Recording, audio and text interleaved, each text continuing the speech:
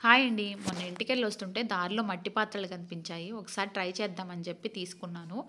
తీసుకునేటప్పుడు మీరు కొంచెం మందంగా ఉన్నయి చూస్ చేసుకోండి. అప్పుడు పగలకుండా కొంచెం ఎక్కువ రోజులుంటాయి.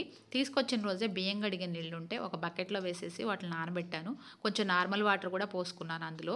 అలా 3 డేస్ వరకు బియ్యం వాటర్‌లో నానబెట్టుకోవాలి. ఏ రోజుకి ఆ రోజు వాటర్ చేంజ్ చేస్తూ ఉండాలి.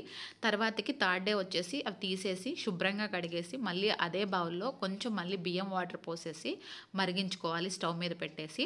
ఆ బియ్యం వాటర్ కూడా సగానికి మరిగిన తర్వాత మళ్ళీ ఆ వాటర్ తీసేసి ఈ కుండల్ని మంచిగా పొడిగుడ్డతోటి తుడుచుకొని తర్వాత దాంట్లో కొంచెం ఆయిల్ అప్లై చేసి 3, 4 గంటల పాటైతే ఎండలో పెట్టుకోవాలి. అప్పుడు ఇవి కుకింగ్‌కి రెడీ అయిపోయినట్లే.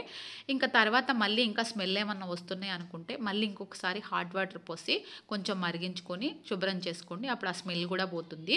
ఇంకా మనం వంట చేసేటప్పుడు ఎక్కువ హీట్ మీద కుక్ చేయకూడదు. ఇవి పగిలిపోతాయి ఆయిల్ పోసినప్పుడు.